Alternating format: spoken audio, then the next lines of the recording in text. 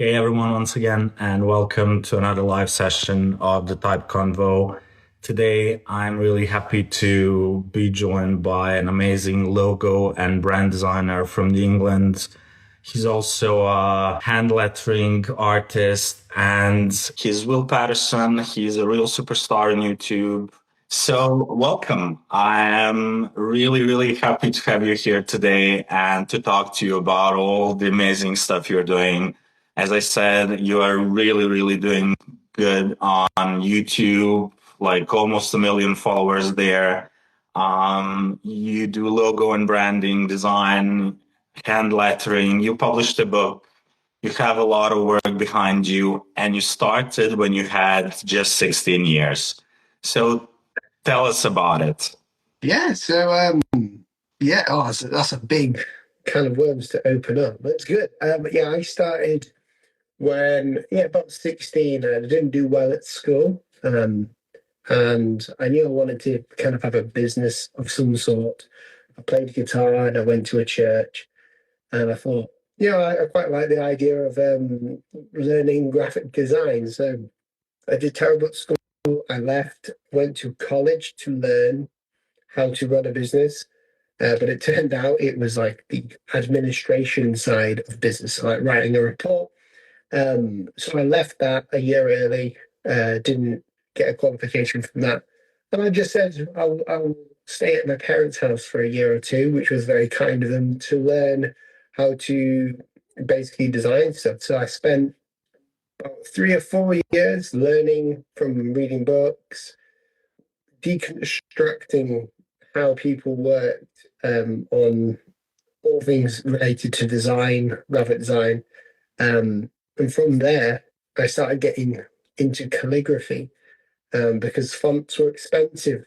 So I thought, if I can just learn calligraphy, it'll be something different.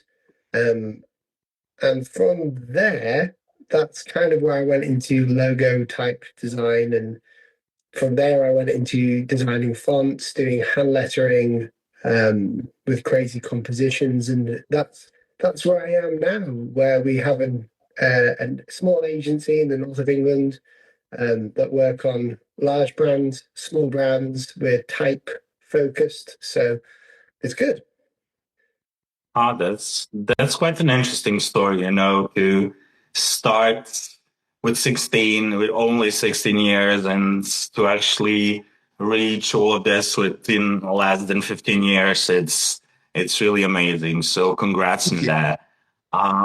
What I found kind of funny when I was researching all about you and watching other interviews and everything was that the school you started after the high school in UK, like university, it was a funny story. No one told you, but it was like for a secretary, if I'm right. Yeah, basically, yeah, learning how to become a secretary, which was fine. Nothing wrong with that, but it wasn't what I was Absolutely not. expecting. Oh, yeah. Yeah. Okay. Yeah. And I thought I lost you there. How's that? Okay. Okay. And then you also said in one of the other interviews that your main way of learning things was actually like back engineering things. Yeah. How did you actually do it? How did it work for you? Yeah, so that's a good question. So um I couldn't just sit and listen to someone tell me, oh, I can't just read a book and understand it. I really have to get into it and work out why and fail a lot. So whether it's designing, I think it was posters at first that I was designing because they were like, the epitome of graphic design is creating cool posters.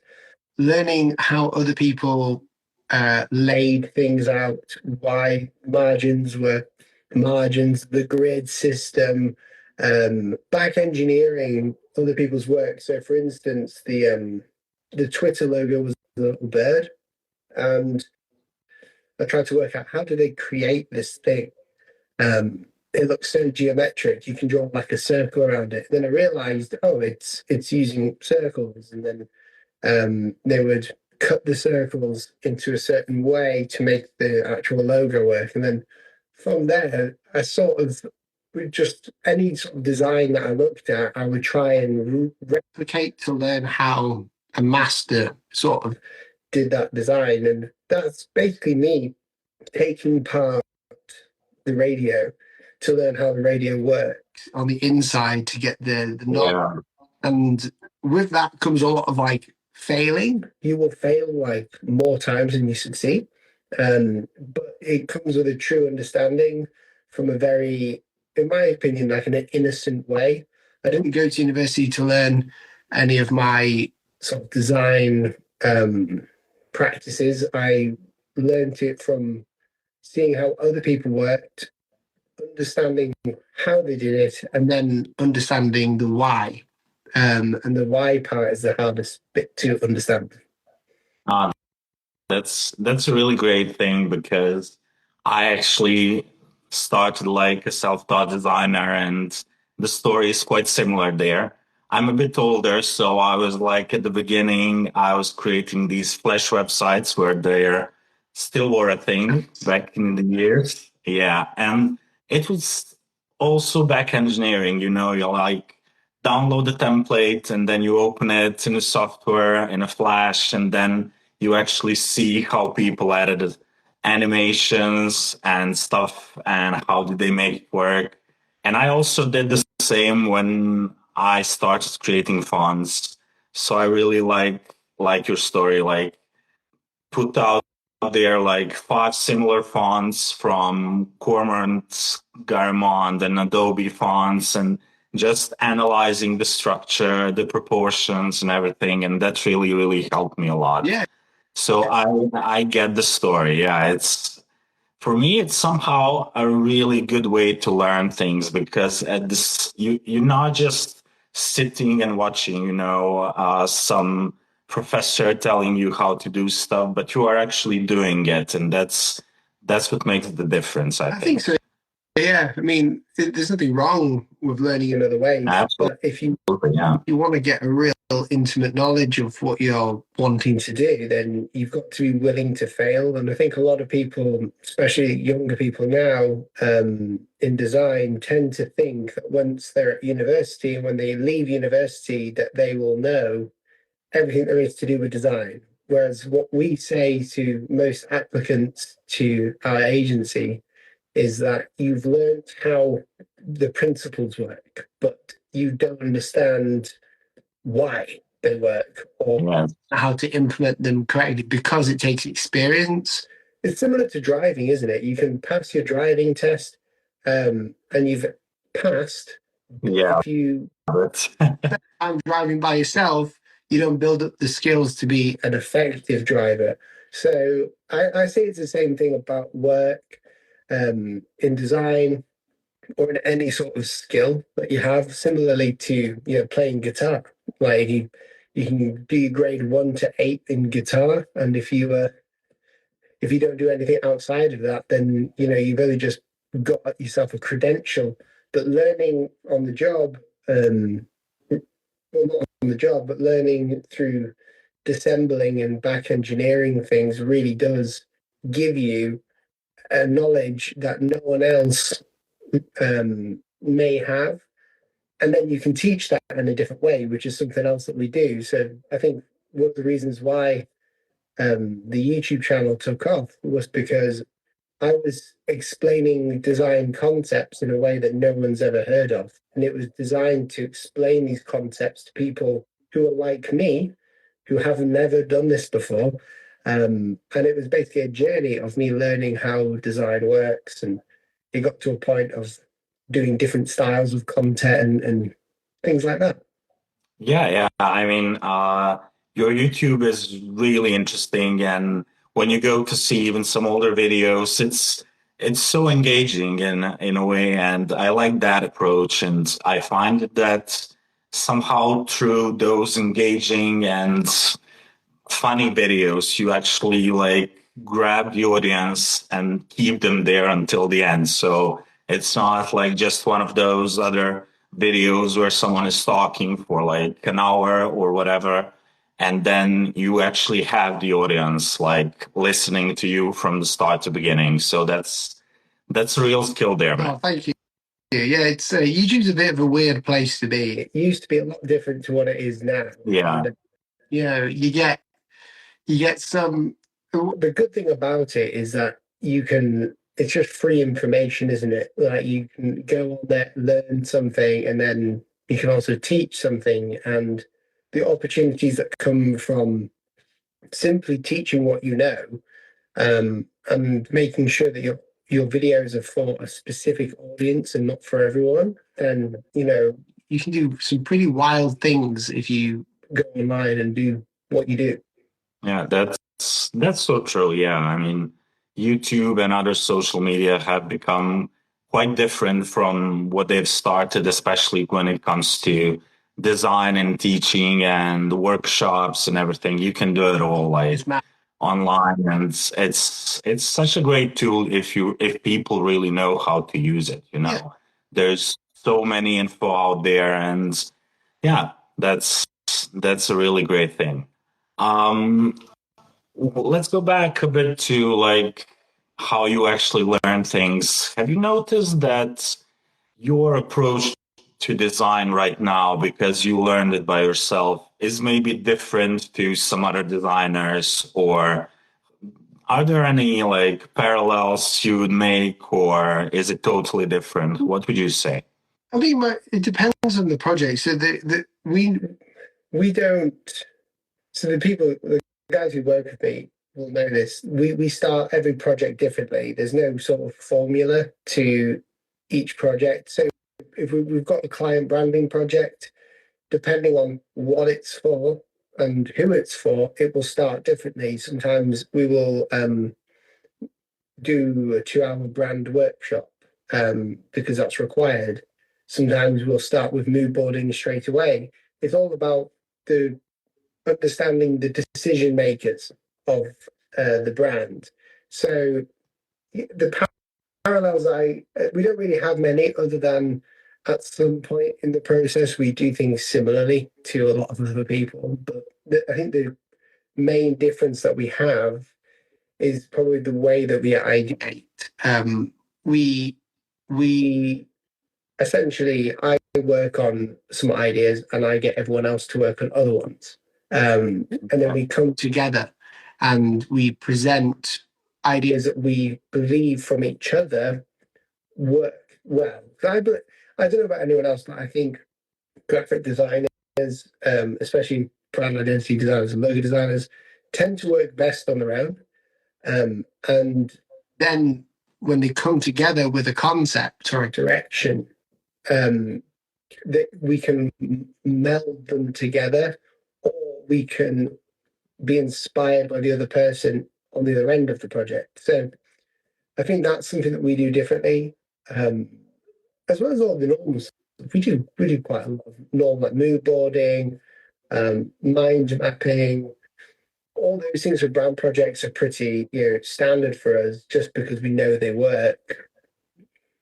Oh, that's quite cool. Yeah. I like that thing. You also work with your now wife. She was your fiance when you started. Yeah. How do you keep the balance? I have a couple of friends who also work with their husbands, with their partners. I did the same before, and it's not always the easiest thing. Well, from my experience, it's amazing at one moment, and it can be hard at other moments to like make that balance. How does it work for you guys? Yeah, so I've known Naomi since I was 12. So we've been dating since we were Oh 12. wow. I'm 30 now. We were married 10 years ago.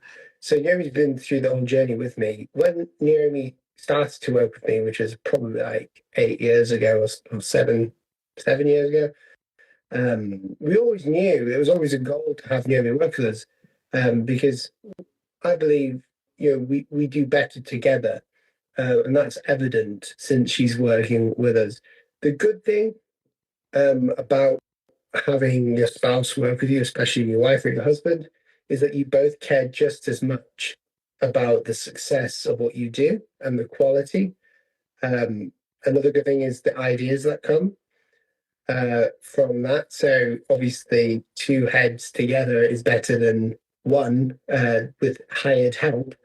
And I think some of the hard parts of it, yeah, is the balance, as you say. And I think a lot of people have this idea of balancing their life where I don't agree with balance. I don't think there's any such thing. I think that is an idea that can never be attained. I think we always go between one or the other in balance. Um, the balancing point always shifts like a seesaw. So sometimes you'll be more focused about work, sometimes you'll be more focused about home and each other and things. So as long as you can identify things and communicate really well, then things will be fine.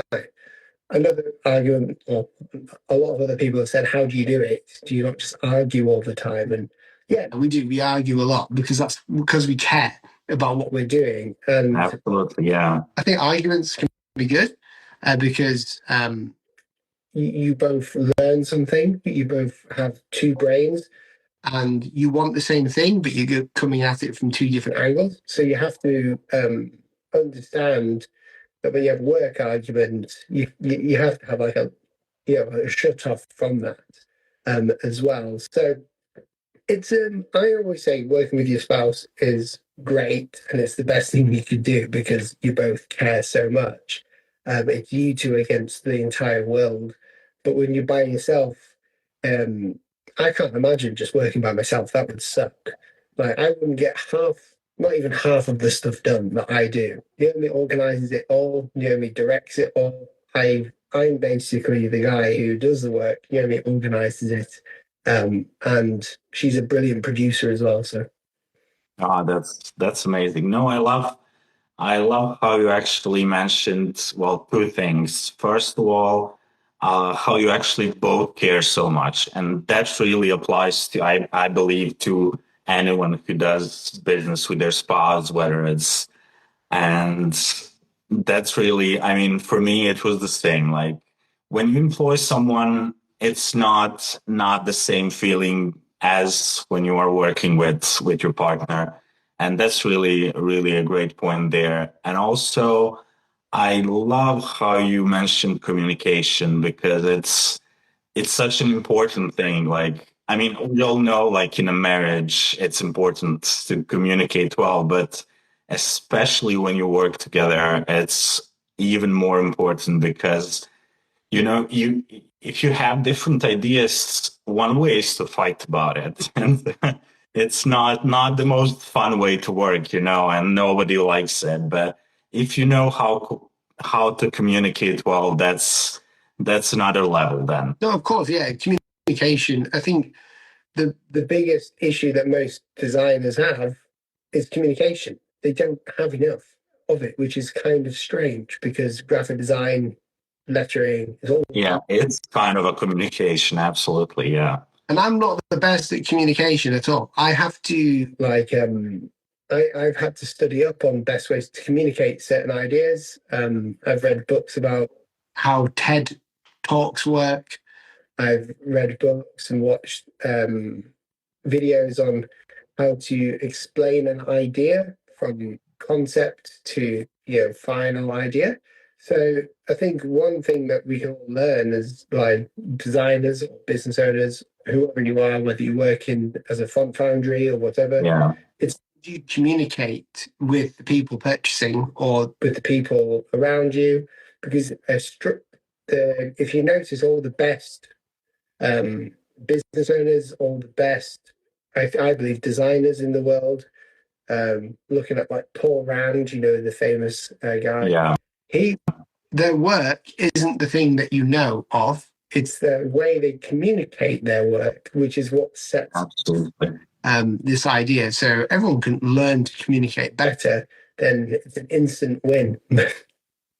That's really good. I mean, I usually have a lot of fun with my husband because I do all the work. He currently does something different, and I'm like the only man in this type foundry and everything. But I always say that he's kind of a creative director, Yeah. like whatever I do, he's like somewhere close and peeking. And because we worked before together in design industry as well.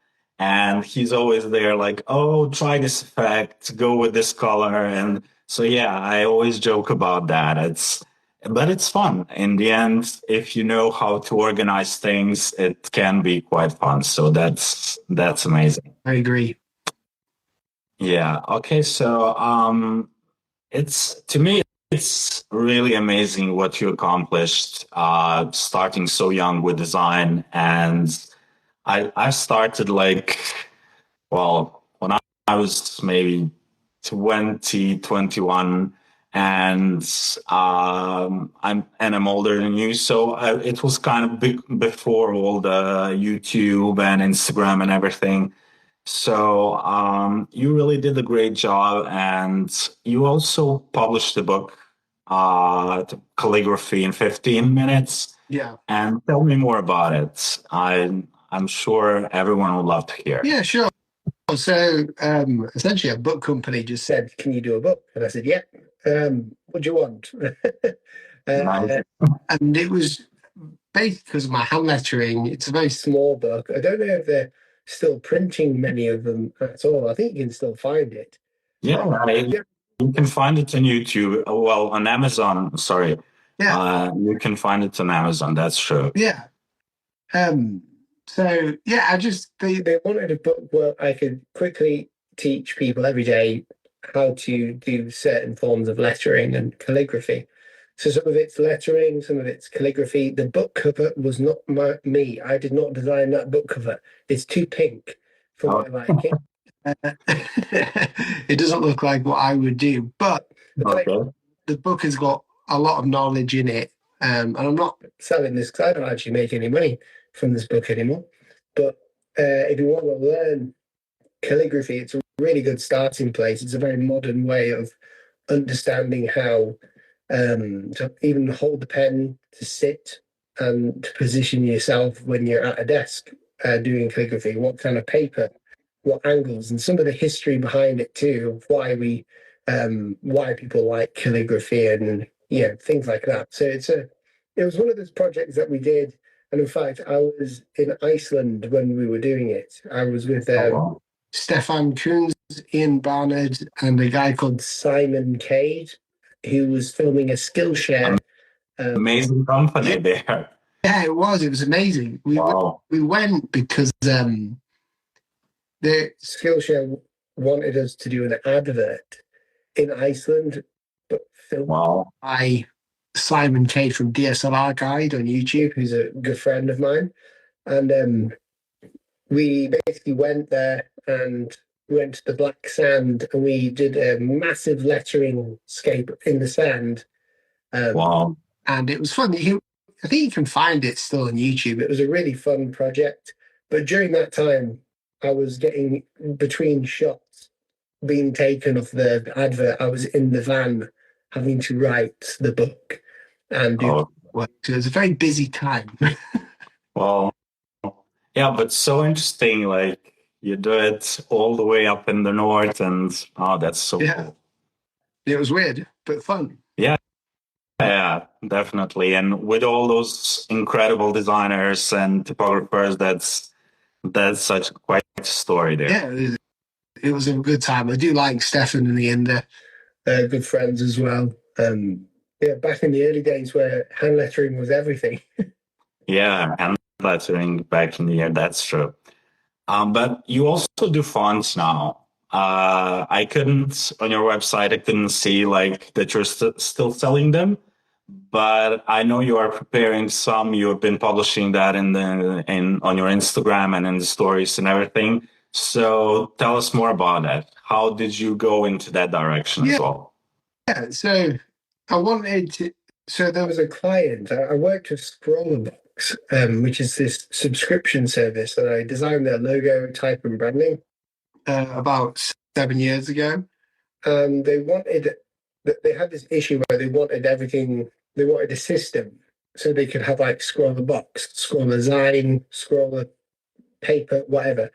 And I didn't want to design them all, all these different logos. So I decided I would use this Fontinator software Okay. and create a font there. And that got me interested in learning how to design real fonts, like proper with diacritics, Western European values. Yeah, I wanted to learn how to do that, and it was an obsession of mine for past probably for 5-6 years now that I've been doing it. Wow. And the reason why people don't see them is because they're mainly for clients. So we've got this strange thing right now where Quite. get a branding project. We found it to be really useful to start with typography to build some letter forms out for the logo type. And we're working with this client at the moment where we're branding a hospitality place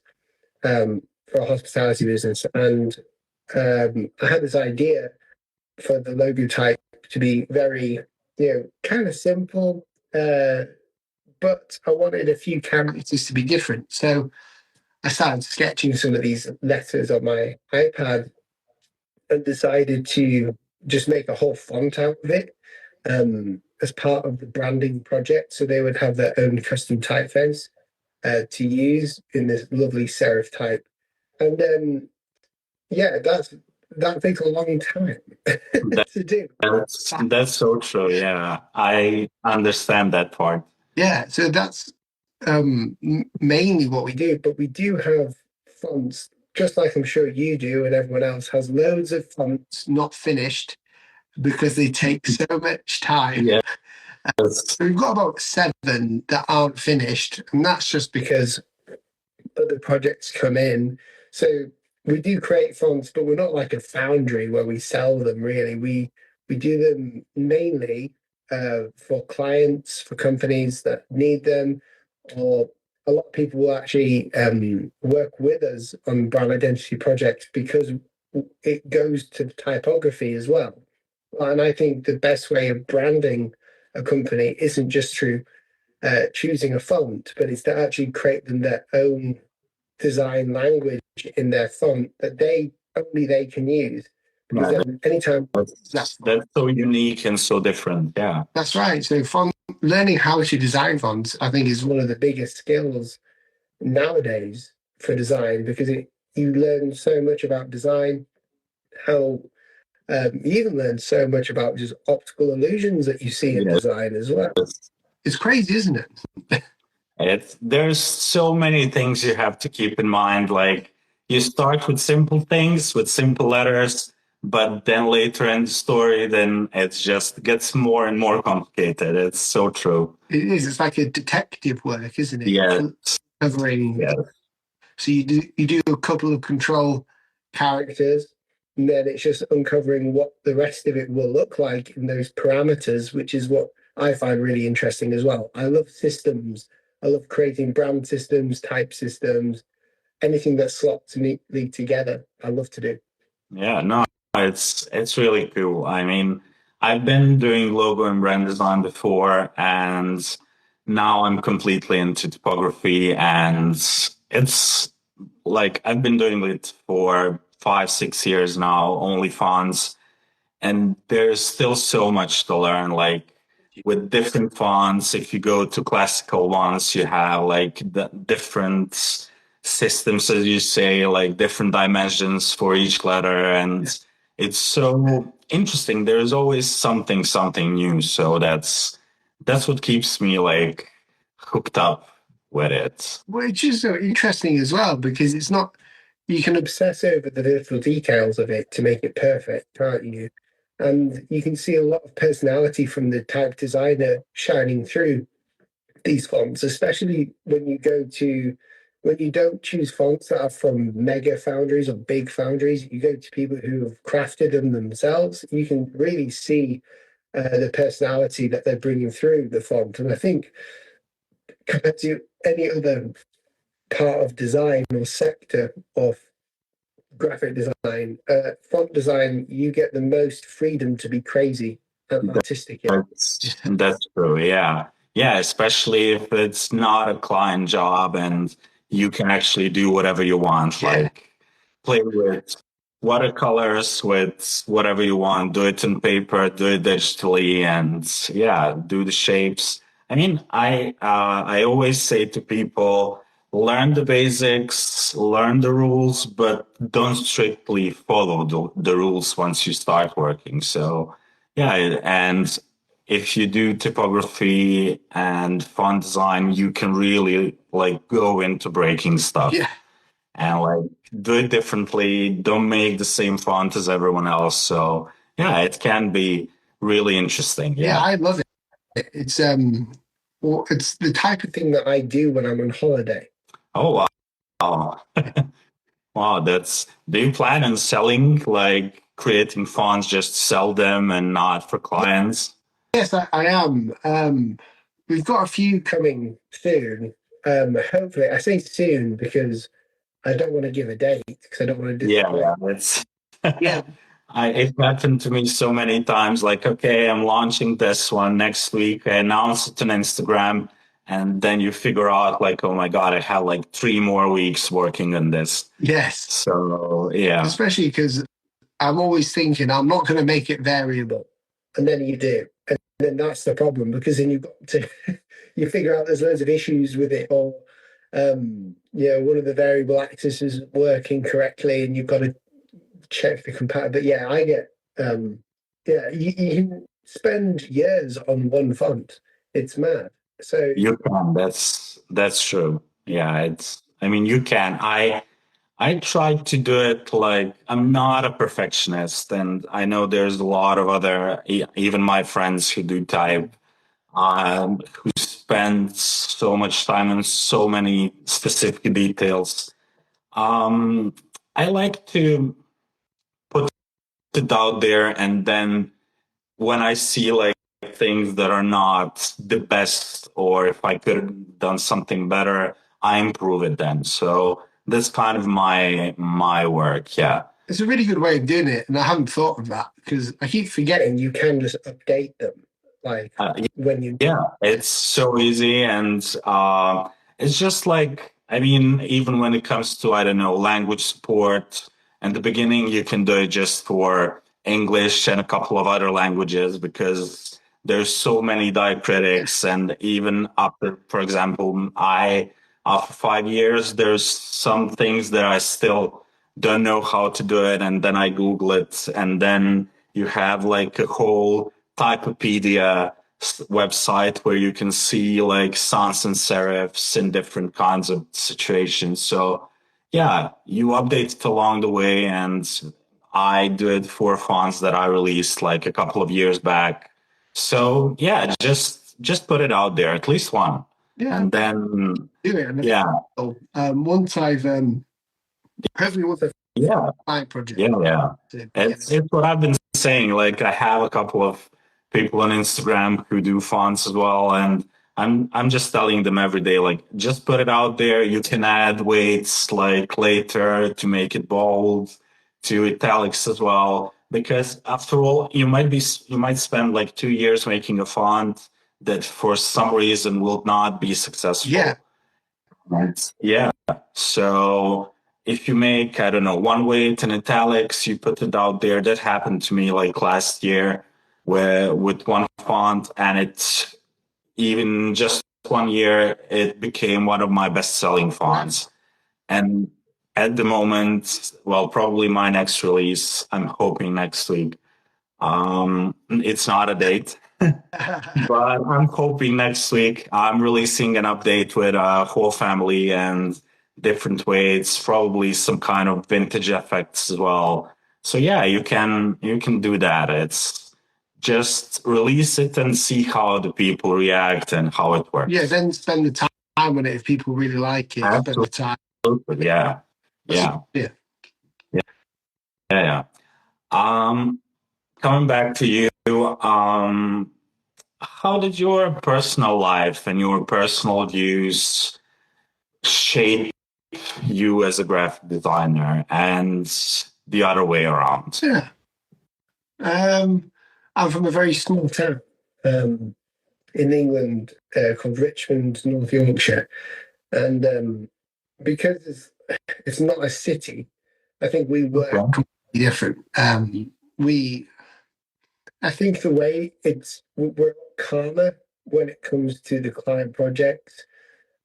We don't try and compete with people. We try to complete others. So when someone doesn't do something, we will fit the gap of what we can do.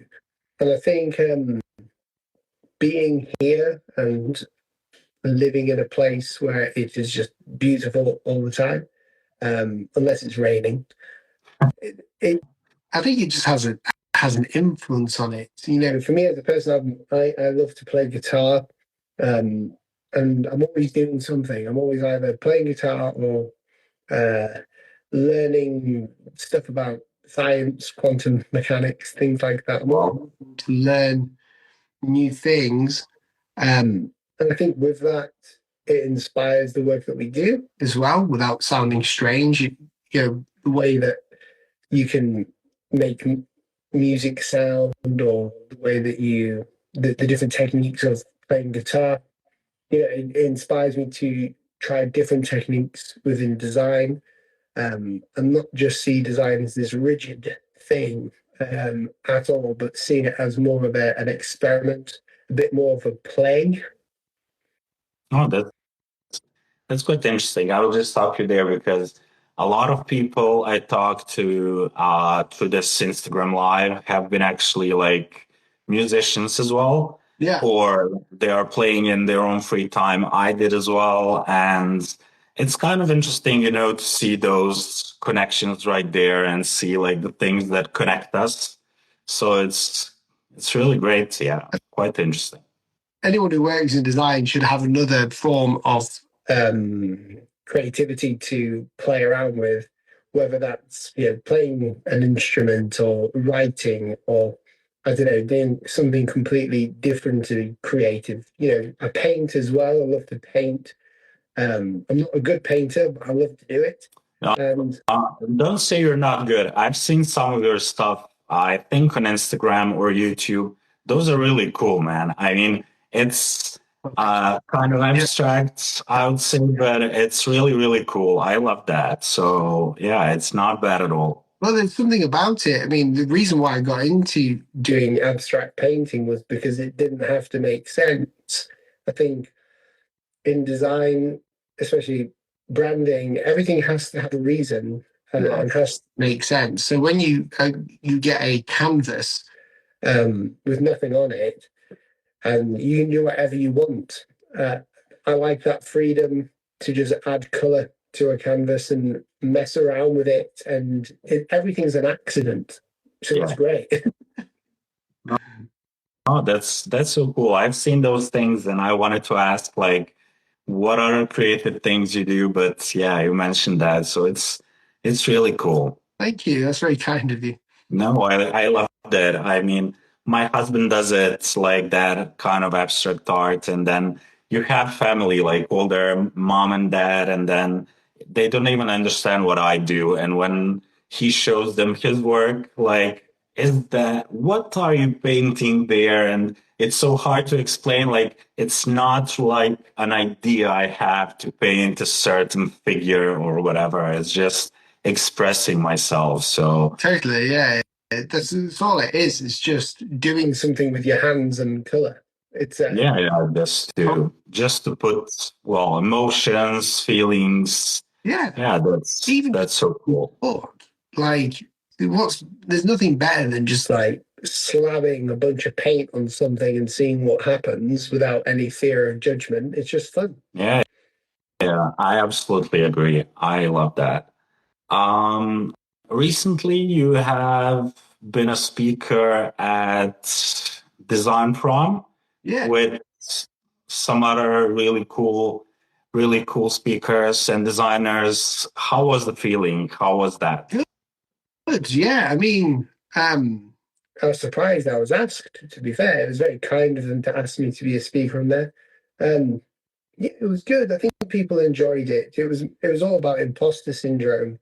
Um, and how you can use imposter syndrome as a good thing in your design or creative career or any career. And generally speaking, everything that I was teaching on there or speaking about was just how I feel sometimes about um, obviously a lot of people look up to me as a designer, and that shocks me, and I don't know what like I don't know why people do, but they do, and because of that, I feel sometimes like a fraud because I'm just a normal person. I'm just like everyone else, learning graphic design, and just doing what I want to do.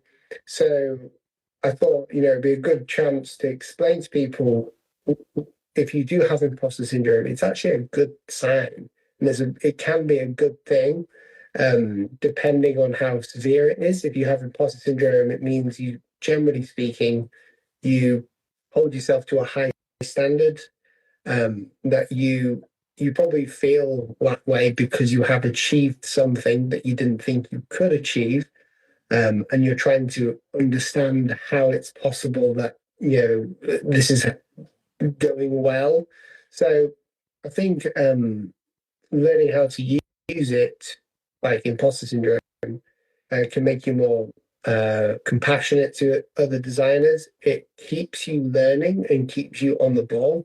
The worst thing is to have the opposite of imposter syndrome, which is called Dunning-Kruger syndrome, which is generally that person, and everyone knows someone who thinks they're really good at something and they're not.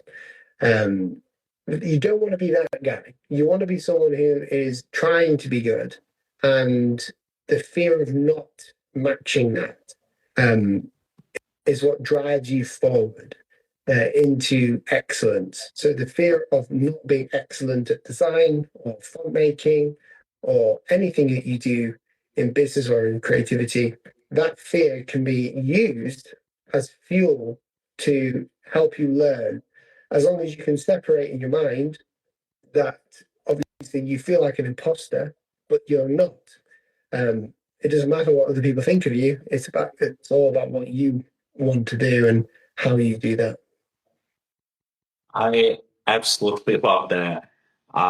Because I mean, I feel it as well a lot of times, but as you said, I try to see it in a way that I'm trying to improve, and I see that things can be better, that other people do better. And yeah, I always say that it's a great way to keep you motivated to work better, to do better. So Right. that's really, really amazing there. That's right. I agree. I mean, it can be quite bad for some people. Some people experience it quite quickly. But if you are one of those that are fear of failure, um, that's okay too. It means that you want to be successful. Everyone wants to be successful. And I think we have to be a lot kinder to ourselves and to not care too much about what other people think. And a good way of that, obviously, I'm on YouTube, I care what people think about my videos. Um, but I had to learn not to care so much because I realized that the people watching my videos also have similar feelings about their everyday life, their work. So everyone's focused on themselves, really. So you can, in your mind, you can be like, well, I don't have to worry too much because everyone else is focused on what they're focusing on. I'm just a small part of their day. That's No, I love that. I will not even try to explain it or say anything differently. I love the view. And well, I have to tell you, like, one of the reasons people love you is actually that humbleness you brought in the last hour and that you've been bringing like for the past 15 years. That's not really so common, not just in design, but in any other industry, especially if you are kind of a content creator on the internet. And I personally want to thank you for that. I believe it's a really, really great quality to have that humbleness, even though you have succeeded and you have made such a big success. So Thank you. first of all, thank you for that. It's really amazing to meet someone like that. Oh, thank you so much. That's very kind. I've had this before where someone says that I'm humble, but I don't feel like I am that humble. I think I'm quiet, but I totally get it. When you're on YouTube and you have a certain amount of people that don't like you, I think it keeps you humble. I think people just need to, I just, yeah, when you're successful, that means someone else isn't, and you need to help them. And you know, yeah, it's That's so true. That's also a really great point. And well, thank you. There's so many things I could ask you, and I definitely hope that you will join me once again, like in the future when you release the font or when you have another big thing coming up. And I really hope we talk again. It's almost an hour, so I don't want to keep you any longer today. Thank you for joining me, and it's been such a pleasure to talk to you. And but I do have one last question. Um, if you could give just one advice to the people, not just listening right now and watching, but in general, and it doesn't have to be connected with your work, like just one advice, what would it be? don't believe everything you read on the internet. Amazing one, especially in the world we live in right now. That's amazing one. Yeah, Yeah. I think a lot of people we're very divided as a people, and we need to understand that having different opinions doesn't make you a different person. It just means that different opinions we need to educate, or we need to find common ground with people. And I see a lot of like AI bad, or this is bad, this is wrong. I So think we true. need to be more tolerant of each other, and not believe everything they read about something. Always have a skeptical head. Well, not skeptical, but be skeptical about what you read. So true. Well, thank you, Will. It's been a real pleasure, and thank you everyone who joined us today. I will be publishing this later on Instagram, so thank you and hope to talk to you again. Thank you so much, Jade, and everyone watching. It's been great. It's an honor to be on. Thank you. Thank you so much. Have a lovely day and chat soon. You too, man. See you soon. Bye, everyone. Bye.